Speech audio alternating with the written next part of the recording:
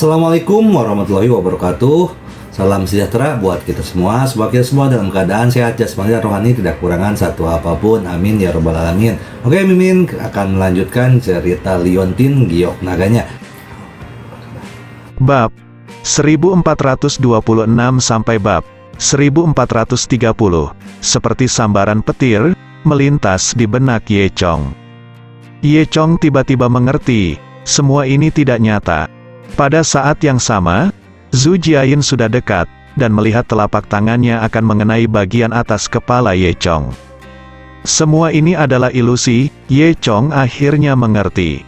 Segera setelah itu, Zhu Jiayin menghilang, dan di depan mata Ye Chong, semuanya tampak berputar, dan seluruh dunia berputar. Kemudian, mata Ye Chong menjadi gelap. Beberapa detik kemudian, ketika Ye Chong sadar kembali, dia mendengar dua orang berbicara di sampingnya. Salah satu dari mereka berkata, "Profesor Nevsky, anak ini akhirnya kehilangan kesadaran." Orang lain bernama Nevsky berkata, "Ya, tetapi kekuatan mental anak ini juga sangat kuat. Saya tidak menyangka, dia dipukul oleh hantu setan merah teknik membunuh, dan dia mampu bertahan sampai sekarang sebelum kehilangan kesadaran. Harus kukatakan, dia benar-benar berkarakter." Orang pertama berkata, "Pantas saja setan merah ingin mengambil tindakan sendiri untuk menangkapnya kembali, hehe. Namun, tubuhnya memang sangat istimewa. Iya, dengan dia sebagai bahan penelitian kita pasti bisa meneliti hormon yang bisa merangsang prajurit tingkat bumi."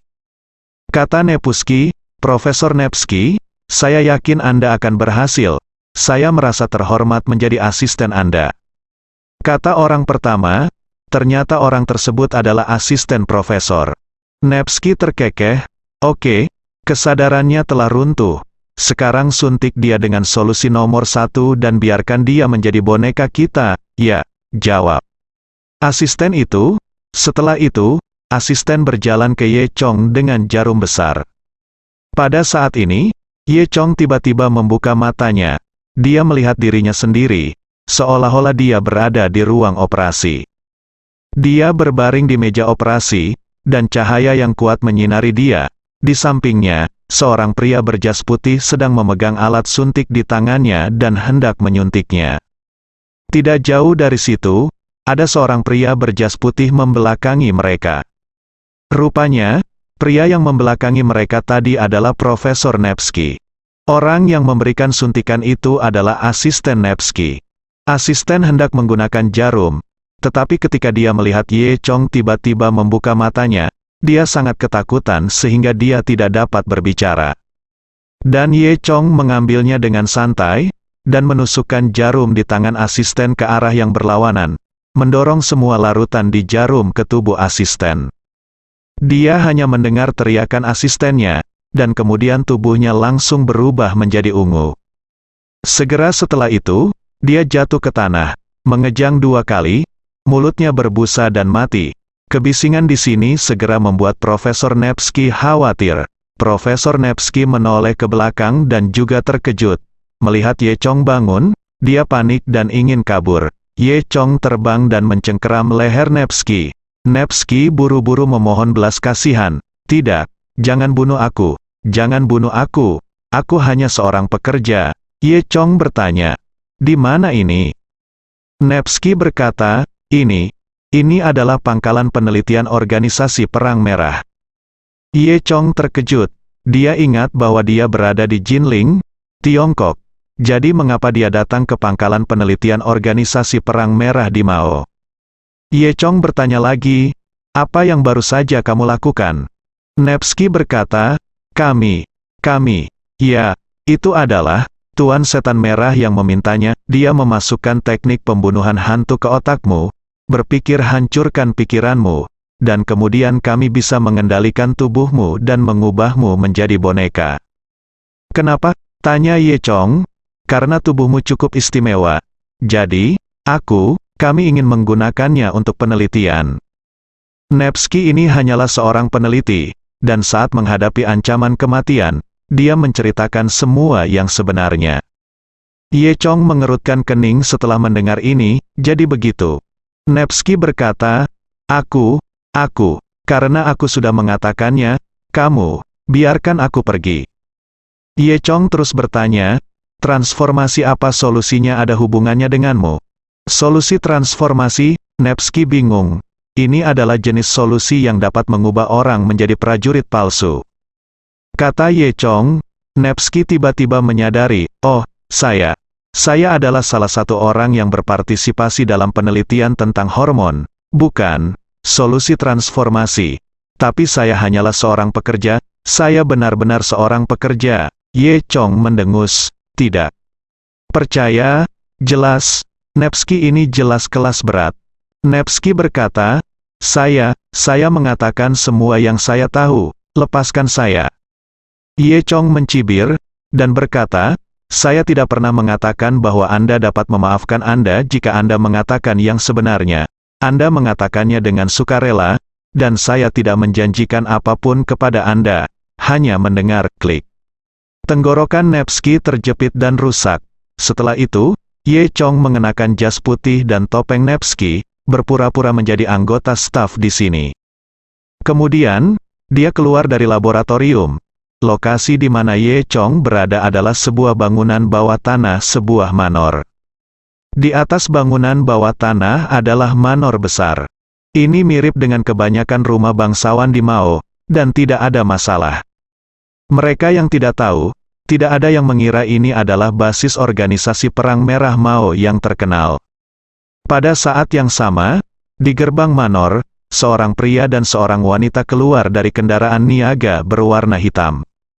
Pria itu mengenakan jas, tinggi dan tinggi, dengan wajah merah yang umum bagi orang Mao, tetapi sosoknya tidak bertambah berat, dan dia jelas dalam kondisi yang baik. Dia sedikit mengangguk ke wanita di sebelahnya, dan berkata, Nona Natasha, kami di sini. Wanita ini adalah wanita tertua dari keluarga Browning, Natasha. Saat ini, hanya suara jingling yang terdengar dari manor. Kemudian, sebuah kereta yang ditarik oleh 2 ekor kuda keluar. Gerbong-gerbong itu memiliki dekorasi seperti abad pertengahan, dengan tirai bunga besar. Dari gerbong, seorang pria berpakaian kepala pelayan melompat turun. Kepala pelayan berkata, selamat datang. Nona Natasha, datanglah ke Red Manor kami, silakan masuk ke dalam mobil, saya akan membawa kalian berdua masuk, tuan muda kami telah lama menunggu. Natasha sangat meremehkan hal semacam ini kereta di hatinya, namun, dia tidak berani menunjukkannya terlalu banyak. Bagaimanapun, ini adalah Red Manor, wilayah organisasi Perang Merah. Keluarga Browning, di depan organisasi Perang Merah, hanyalah seorang pemuda. Keluarga Browning sering dikendalikan oleh organisasi Perang Merah. Setelah itu, Natasha menaiki gerbong terlebih dahulu. Pada saat ini, pria di belakangnya mencibir tanpa terasa. Kepala pelayan berkata kepada pria itu, Tuan A, tolong masuk ke kereta juga, pria. Yang dipanggil Tuan A juga mengangguk, lalu mengikuti Natasha ke dalam kereta. Segera setelah itu, terdengar suara gemerincing lagi, dan kereta berjalan di sepanjang jalan setapak di manor menuju villa di dalamnya. Gerbong itu bergerak sangat lambat, dan butuh waktu sekitar 10 menit untuk mencapai gerbang villa manor. Natasha awalnya adalah orang yang pemarah, dan dia merasa keretanya sangat lambat dan membuang-buang waktu. Jelas, Anda dapat berkendara, dan Anda dapat mencapai gerbang villa dalam waktu kurang dari 2 menit. Red Manor ini bersikeras untuk mendapatkan gerbong yang rusak di sini, bertindak seolah-olah sangat maju. Membosankan, kata Natasha dalam hati, gerbong berhenti, dan ketika Natasha dan Tuan A keluar dari mobil, seorang pemuda keluar dari pintu villa. Pemuda ini seumuran dengan Natasha, berkacamata dan mengenakan pakaian yang sangat elegan. Bagi orang Mao, dia cukup tampan. Pemuda itu sedikit mengangguk ke arah Natasha, meraih salah satu tangan Natasha, dan dengan lembut mencium punggung tangan Natasha. Selamat datang, Nona Natashaku yang cantik, kata pemuda itu. Natasha melepaskan pihak lain, mencium punggung tangannya, lalu mengangguk, dan berkata, ternyata itu adalah Tuan Vegeta, aku tidak menyangka kamu akan datang untuk menyambut kami secara langsung. Dia adalah putra Raja Iblis Merah, dan dia biasanya mendominasi dan mendominasi. Namun, saat ini, di depan Natasha, dia berpura-pura sangat berpengetahuan dan berakal sehat, dan dia penuh dengan etiket. Vegeta sedikit tersenyum pada Natasha, dan berkata, "Nona Natasha, tolong, ayo masuk sekarang." Berkata, Vegeta membawa Natasha dan Tuan A ke villa. Semua orang datang ke ruang tamu villa, di mana terdapat beberapa sofa. Vegeta, Natasha, pengurus rumah tangga, dan Tuan A masuk dan duduk satu persatu. "Nona Natasha, suatu kehormatan bagimu untuk datang ke Red Manor kami." Vegeta berkata, "Sebentar lagi, kamu harus mencicipi udang bakar di manor kami, yang lezat yang tidak bisa kamu dapatkan di tempat lain." Natasha mengangguk dengan patuh. Vegeta berkata dengan sangat penuh perhatian, "Kemarilah, jangan sajikan anggur merah untuk Nona Natasha dulu." Natasha jelas tidak menyukai semangat Vegeta. Dia berkata, "Lupakan saja, Vegeta. Kali ini kamu juga tahu bahwa ayahku mengirimku untuk mengambil alih hormon baru. Kupikir, mari kita mulai bisnis dengan cepat." Vegeta haha tertawa, dan berkata, "Oh, aku tidak terburu-buru. Mari kita minum 2 gelas dulu, bagaimana?" Pelayan itu sudah menuangkan anggur merah untuk semua orang saat ini. Vegeta tersenyum, dan mengangkat gelasnya. Pada saat ini, Tuan A juga menunjukkan senyuman, dan membujuk, "Ya, Nona Natasha, Anda melihat bahwa Tuan Vegeta sangat antusias, sulit untuk menolak keramahan. Mengapa kita tidak minum cangkir ini dulu dan kemudian bicara tentang bisnis?" Tuan A ini juga menyarankan Natasha untuk minum, tampak sedikit bersemangat. Namun, Natasha tidak terlalu banyak berpikir, mengambil anggur merah di depannya, dan menyesapnya. "Oke, anggurnya sudah habis, mari kita bicara tentang bisnis," kata Natasha. Vegeta terkekeh, "Nona Natasha, kamu benar-benar terburu-buru. Oke, kalau begitu mari kita bicara tentang bisnis." Kemudian, dia melirik pengurus rumah tangga dan Tuan A. Keduanya segera mengerti dan berdiri. Tuan A berkata, "Nona Natasha, saya akan keluar untuk menjawab telepon, dan saya akan kembali sebentar lagi." Natasha mengangguk tanpa banyak berpikir. Kepala pelayan juga pergi dengan penuh minat. Di dalam ruangan, hanya tersisa Vegeta dan Natasha. Saat ini, Vegeta langsung berdiri, berjalan ke sisi Natasha, dan melakukannya. Dia tersenyum dan berkata, "Nona Natasha, kamu sangat cantik hari ini." Melihat Vegeta mendekatinya dan menatapnya dengan mata keperakan, Natasha agak kesal. Namun, dia tidak banyak bicara. Natasha berkata dengan dingin, "Vegeta, mari kita bicara tentang bisnis." Vegeta tersenyum dan berkata, "Nona Natasha, bukankah kamu hanya memiliki bisnis dalam pikiranmu? Mengapa kita tidak membicarakannya dulu?" Lainnya, Vegeta justru meraih tangan Natasha secara langsung. Natasha mengerutkan kening, dengan cepat menghindar, dan berkata, "Vegeta, apa yang kamu lakukan?" Natasha berdiri dan hendak melawan. Dia tiba-tiba merasa pusing dan lemah. Vegeta terkekeh, meraih tangan Natasha, dan menarik Natasha ke dalam pelukannya. Natasha terkejut, dan ingin melepaskan diri tetapi tidak memiliki kekuatan sama sekali. Apa yang terjadi di sini? Kamu meracuniku." Natasha sangat terkejut. Vegeta tertawa, mencium aroma Natasha dengan hidungnya. Saat ini, Natasha menyadari bahwa dia melirik segelas anggur merah yang baru saja diminumnya. Di gelas anggur merah, masih ada bekas lipstiknya sendiri. Vegeta tertawa, "Nona Natasha, kamu benar-benar pintar, aku semakin menyukaimu." Natasha memandang Vegeta dengan kejam, "Kamu sangat tercela." Vegeta tak tertawa dan berkata, "Haha, beranikah kamu mengatakan aku jahat?" "Natasha, saya akan membiarkan Anda melihat apa yang sebenarnya berarti." Merah, Natasha berteriak 2 kali. Tapi, dan tidak ada yang berjanji padanya. Vegeta tersenyum lagi, hahaha. Tidak ada gunanya, aku hanya mengatakan kamu pintar, dan aku tidak tahu apakah kamu benar-benar pintar atau palsu. Dari awal, tetapi Tuan A mengirimmu kepadaku ayo. Saat ini, Natasha akhirnya mengerti. Ternyata hari ini adalah konspirasi total. Dia dibawa ke sini, itu semua adalah konspirasi. Wajah kecil Natasha memerah karena marah. Vegeta, kamu sangat penuh kebencian, aku tidak akan membiarkanmu pergi. Vegeta tertawa dan berkata, aku akan bersenang-senang untukmu nanti, lihat apakah kamu masih keras kepala, mengatakan. Itu, Vegeta datang untuk menarik pakaian Natasha. Natasha sangat menentang, berhenti, apa yang kamu lakukan? Namun, perlawanannya sia-sia. Hanya mendengar suara, Zula, bajunya sudah robek dengan lubang besar. Melihat kulit seputih salju Natasha, Vegeta menjadi semakin bersemangat. Haha, ayo, biarkan aku melihat dengan jelas. Natasha melawan dan mengutuk, tidak tahu malu. Perhatikan, gigit dia dengan keras. Natasha memiliki kekuatan di mulutnya selama dia memiliki hatinya. Vegeta akhirnya kesal. Dia mendengus dingin dan menamparkan Natasha dengan keras. Kamu pendekar pedang kecil, seperti apa kamu berpura-pura denganku? Aku sudah melihatnya, seperti apa pedangmu saat itu.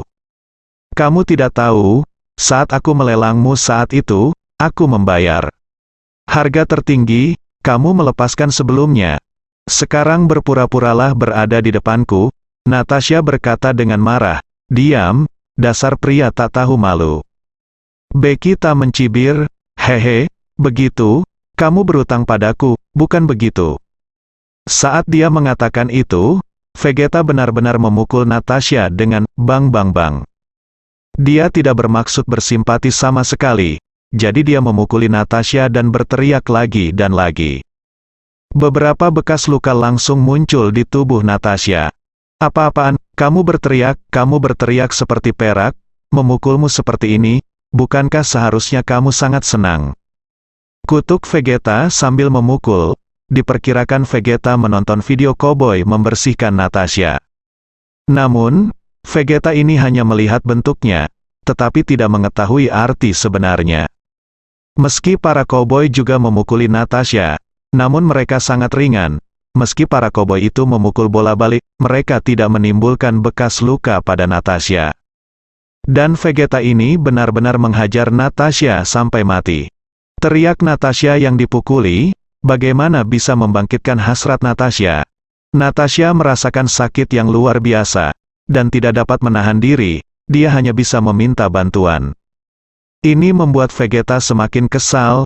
Apa-apaan, apakah kamu memiliki perasaan untuk pria Huaxia itu? Jika dia memukulmu, kamu berteriak keren, dan jika aku memukulmu, kamu berteriak minta tolong, lihat apakah aku tidak membunuhmu hari ini.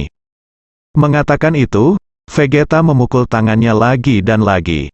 Dia bermain dengan penuh semangat pada saat ini, tiba-tiba terdengar tawa, hei, jika kamu memukul lagi, kamu akan membunuhnya.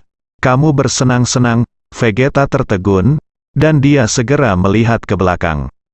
Pada saat ini, ada seseorang yang duduk di kursi bar tidak jauh dari sana. Tidak lain adalah Ye Chong. Vegeta terkejut, apa yang terjadi, bagaimana orang bisa masuk ke kamarnya? Dia melirik pintu lagi, yang sekarang terkunci. Vegeta tidak mengenal Ye Chong. Ketika dia melihat Ye Chong mengenakan jas putih itu, dia mengira itu adalah tongkatnya.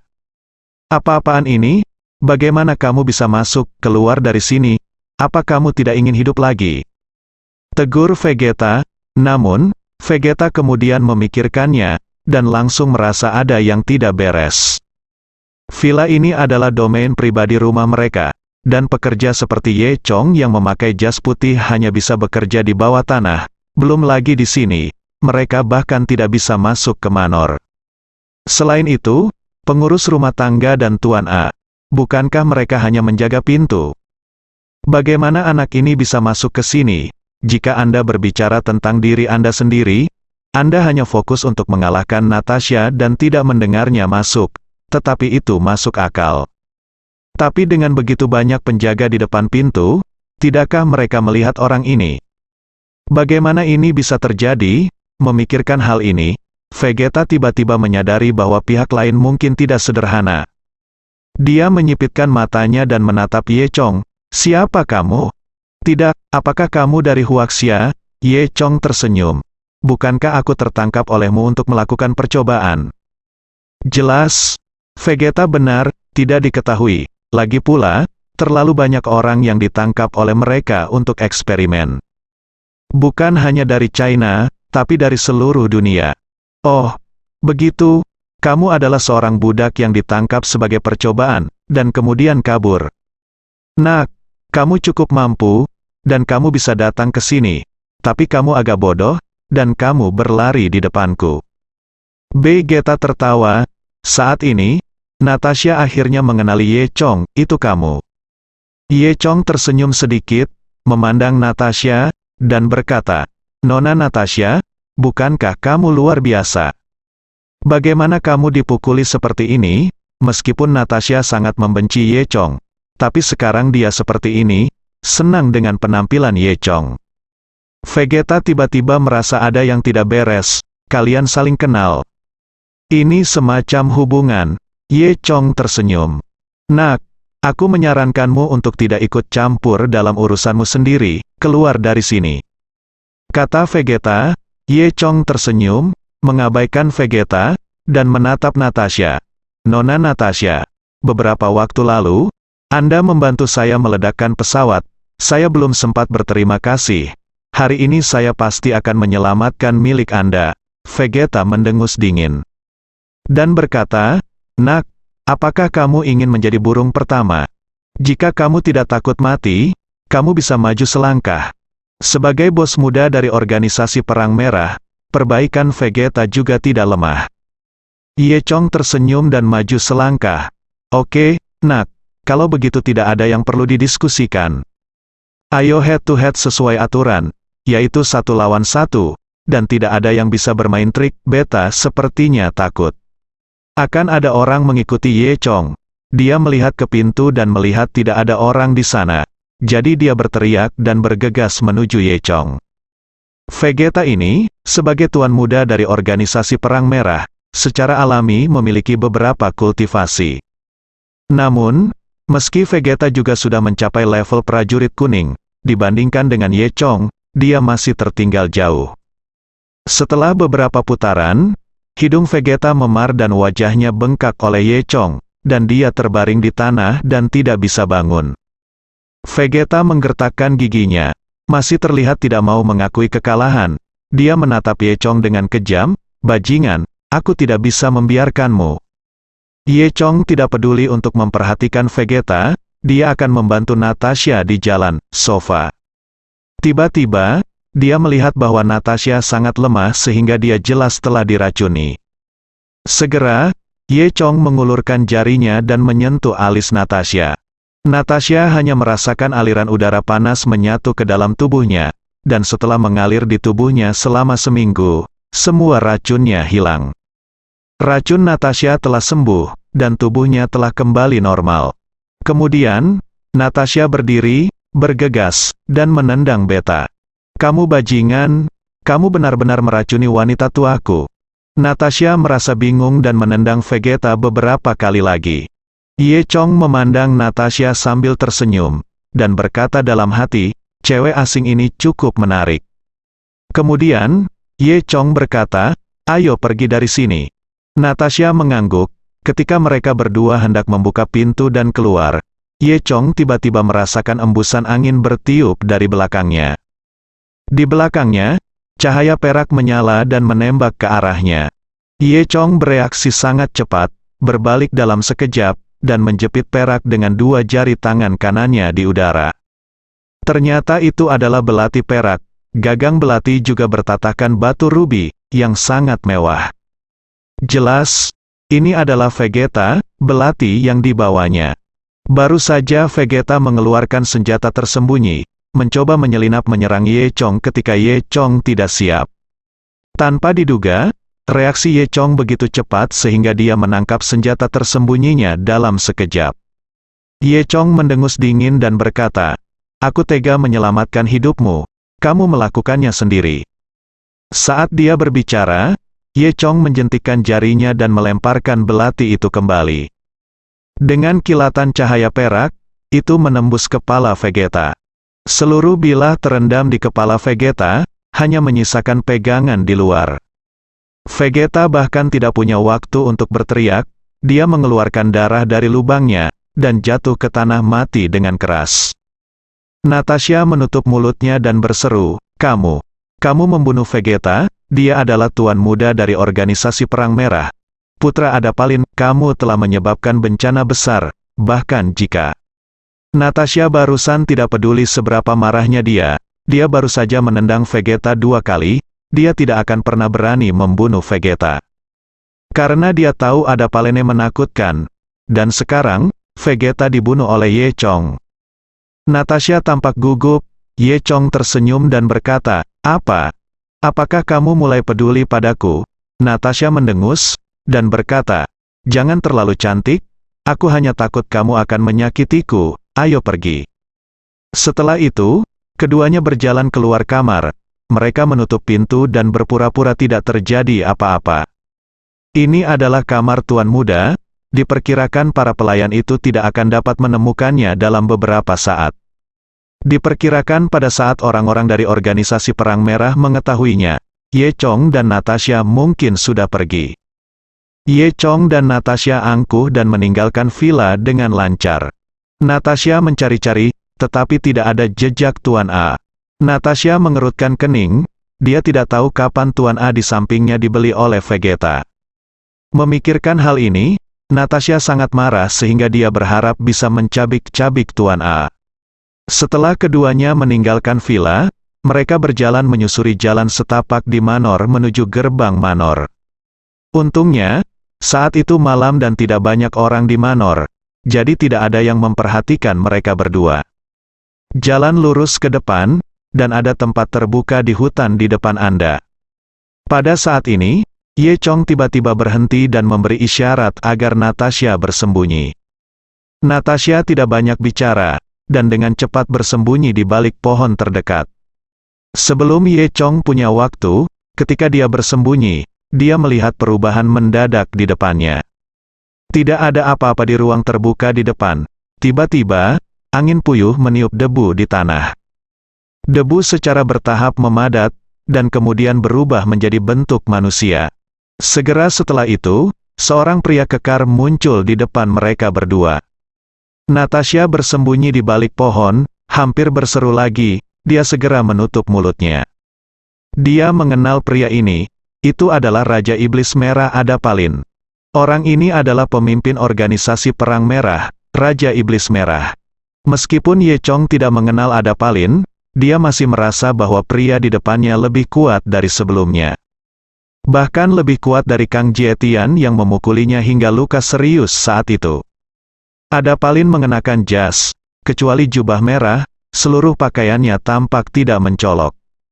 Adapalin melirik Ye Chong, dan berkata dengan suara dingin. Tanpa diduga, bahkan teknik pembunuhan hantu saya tidak dapat mengendalikan Anda. Kemauan Anda sangat kuat, dan struktur tubuh Anda benar-benar istimewa. Bahkan saya tidak dapat melihat misterinya. Hehe, negara kuno Tiongkok benar-benar misterius. Ye Chong mengerutkan kening, menatap Adapalin dengan hati-hati. Dia berpikir, apakah ada cara untuk melarikan diri dari Adapalin? Adapalin tidak peduli apa yang dipikirkan Ye Chong, dan melanjutkan, jika Anda menggunakan tubuh Anda untuk belajar, saya yakin, itu akan segera terjadi. Kita dapat meneliti hormon yang dapat menghasilkan prajurit tingkat bumi. Hormon yang disebutkan Adapalene secara alami adalah solusi transformasi yang dibicarakan oleh Ye Chong dan yang lainnya. Ternyata Adapalene selalu menganggap Ye Chong sebagai subjek ujian. Adapalin melanjutkan, kembalilah bersamaku sekarang, agar kamu tidak menderita. Adapalin sepertinya tidak memperhatikan keberadaan Natasha dari awal hingga akhir. Ye Chong mendengus dingin, bagaimana dia bisa kembali dengan Adapalin? Bahkan jika dia meninggal di sini, tidak mungkin dia kembali dan menjadi eksperimen orang lain. Dan Natasha, yang bersembunyi di balik pohon, saat itu sangat gugup sehingga dia bahkan tidak berani berbicara. Tiba-tiba, alarm berbunyi, memecah ketenangan Manor. Ye Chong dan Natasha tahu betul bahwa Vegeta pasti telah terbunuh dan seseorang menemukannya. Sementara Ye Chong memanfaatkan gangguan Adapalin, dia tiba-tiba bergerak dan menyerang Adapalin. Dengan telapak tangan ini, Ye Chong mengerahkan seluruh kekuatannya, memusatkan seluruh kekuatannya pada telapak tangan ini, dan menyerang Adapalin dengan ganas. Ketika Ye Chong hendak mendekati Adapalin, dia segera menciptakan Dragon God Domain. Ruang ungu benar-benar menyelimuti dirinya dan Adapalene. Ye Chong menembak dengan seluruh kekuatannya, tanpa syarat, siap untuk setidaknya menahan Adapalin dengan satu pukulan, dan kemudian mengambil kesempatan untuk melarikan diri. Adapun serangan Ye Chong, Adapalene menolaknya begitu saja. Saya melihat Adapalene menjentikkan jarinya, domain Dewa Naga Ye Chong segera hancur. Detik berikutnya, Ye Chong menamparkan tubuh Adapalin dengan telapak tangannya. Adapalin tiba-tiba menangkap telapak tangan itu, tetapi tetap tidak bergerak. Kemudian, dengan lambaian tangannya, Adapalin mengirim Ye Chong terbang. Ye Chong hanya merasa bahwa dia dihantam oleh kekuatan lawan yang tak tertandingi, yang hampir seperti kereta yang menabraknya. Setelah itu, Ye Chong terbang keluar dan menabrak batang pohon di belakangnya. Semua pohon yang dikelilingi oleh mereka bertiga tumbang. Di dalam hutan, pohon besar pertama tumbang, dan kemudian menghancurkan pohon lain yang lebih kecil, membuat suara boom. Ye Chong mengeluarkan wow dan memuntahkan seteguk darah, perbedaan kekuatannya terlalu besar. Ye Chong sama sekali bukan tandingan Adapalene. Sepertinya kali ini, tidak ada cara untuk melarikan diri. Ye Chong cemas. Natasha bersembunyi di balik pohon, menatap Ye Chong dengan gugup, dan berpikir, dia tidak akan mati kan?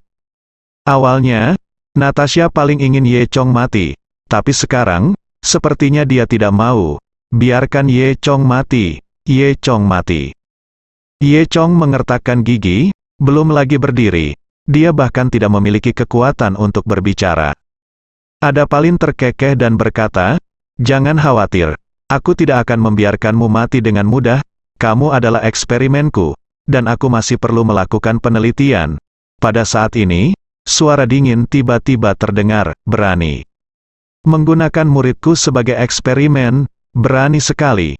Saat dia berbicara, cahaya ungu menyala, dan bayangan seseorang muncul dalam cahaya. Ternyata itu adalah Sulin. Tentu saja, ini bukan Sulin yang asli. Sulin yang asli masih berada di Istana Fenxiang. Yang saat ini hanyalah tiruan dari Sulin. Teknik cloning Istana Fenxiang juga diturunkan dalam satu baris berkelanjutan. Saat itu, Ye Chong masih bisa mengingat dengan jelas kekuatan avatar emas leluhur Istana Fenxiang. Namun, avatar Sulin jauh lebih buruk daripada avatar leluhur. Adapun apakah dia bisa mengalahkan Adapalin, Ye Chong tidak tahu. Melihat avatar Sulin, Adapalin menyipitkan matanya, seolah menghadapi musuh yang tangguh. "Siapa kamu?" Avatar Sulin berkata, "Ini muridku. Siapapun yang berani menyentuh muridku, bunuh tanpa ampun." Adapalin mendengus dingin, "Oke, itu hanya tiruan, mari kita lihat seberapa mampu kamu." Saat dia berbicara, Adapalin berteriak dan membanting telapak tangan. Telapak tangan ini seperti momentum yang luar biasa, membawa kekuatan tanpa akhir, dan membombardir avatar Sulin. Klon Sulin mendengus dingin, bertepuk tangan giok, dan cahaya ungu segera keluar. Kecepatan cahaya ungu sangat cepat, yang terakhir datang lebih dulu. Itu benar-benar langsung menembus kekuatan telapak tangan Adapalin yang seperti banjir, dan menghantam tubuh Adapalin dengan keras. Adapalin langsung dikirim terbang, seperti Ye Chong barusan, menabrak pohon di belakangnya. Adapalin terlihat sangat malu, tidak jauh lebih baik dari Ye Chong.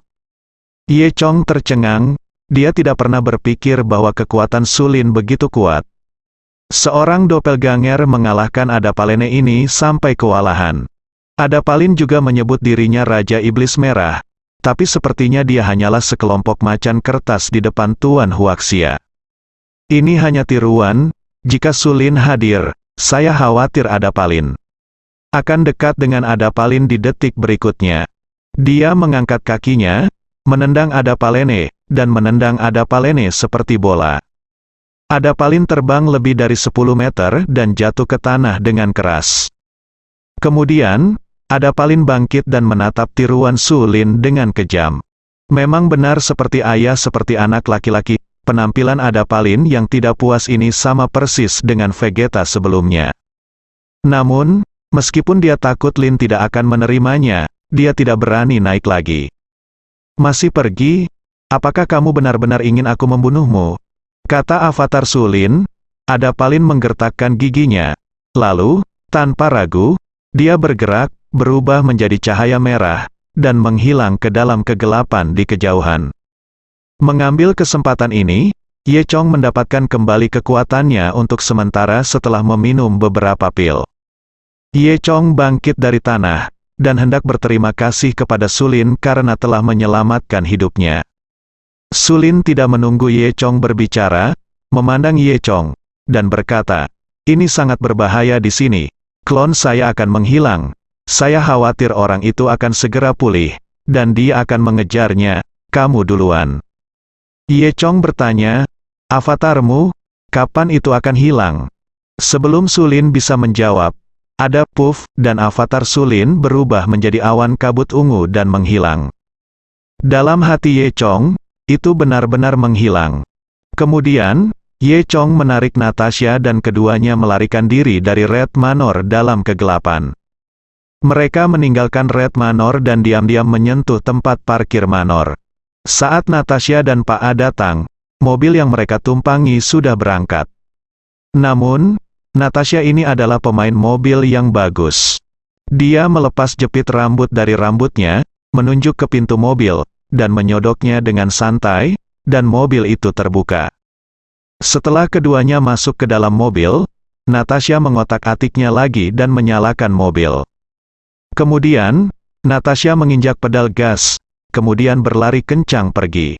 Keduanya melaju ke timur sepanjang jalan, dan melarikan diri menuju kota kecil tidak jauh.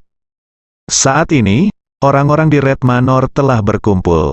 Mereka baru saja menemukan suara pertempuran di sini, dan juga menemukan kematian Vegeta.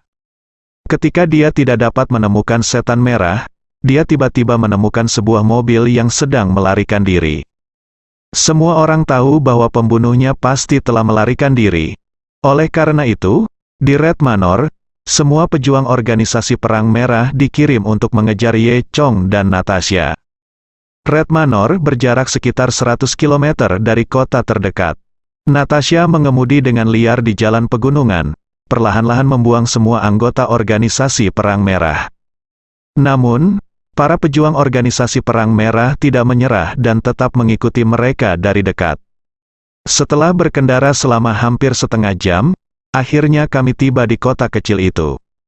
Kota ini tidak besar, dan dikelilingi oleh gaya arsitektur khas Rusia, tanahnya diaspal dengan batu biru yang tidak rata, dikelilingi oleh rumah-rumah berkubah bundar yang terlihat unik. Karena hari sudah gelap, banyak toko di kota kecil tutup, dan hanya ada sedikit orang di jalan, hanya ada beberapa klub malam, bar, dan tempat aktivitas lain yang buka di malam hari, dan masih ramai. Natasha mengemudikan mobil ke kota. Saat ini, Ye Chong pada dasarnya juga memulihkan kekuatannya. Dia berkata kepada Natasha, "Kamu bersembunyi di sini dulu, aku akan terus maju untuk memancing mereka pergi, dan kemudian aku akan mendatangimu besok. Apakah ini baik-baik saja?" Natasha cukup terharu melihat Ye Chong, "Kamu benar-benar mengorbankan dirimu untukku."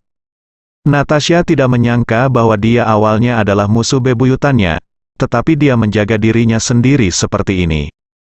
Sejenak, Natasha bahkan ingin memberikan tubuhnya. Melihat ekspresi terharu Natasha, Ye Chong mengangguk diam-diam, tetapi tidak mengatakan yang sebenarnya. Nyatanya, Ye Chong hanya merasa Natasha adalah beban.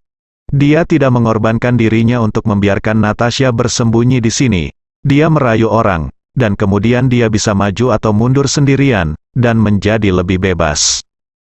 Selama dia tidak bertemu Adapalin, dia tidak mengkhawatirkan para pejuang organisasi Perang Merah lainnya. Jangan terlalu banyak berpikir, kamu hanya perlu menyembunyikannya. Natasha mengangguk, lalu keluar dari mobil dan berjalan santai ke bar.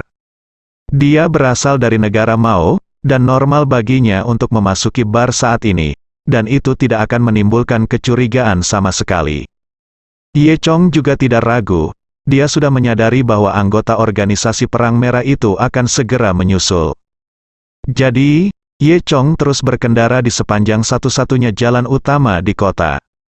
Dalam waktu kurang dari 20 menit, mobil melewati seluruh kota, lalu melaju di sepanjang jalan raya antar kota. Pada saat yang sama, di belakang Ye Chong, puluhan sepeda motor mengejar Ye Chong.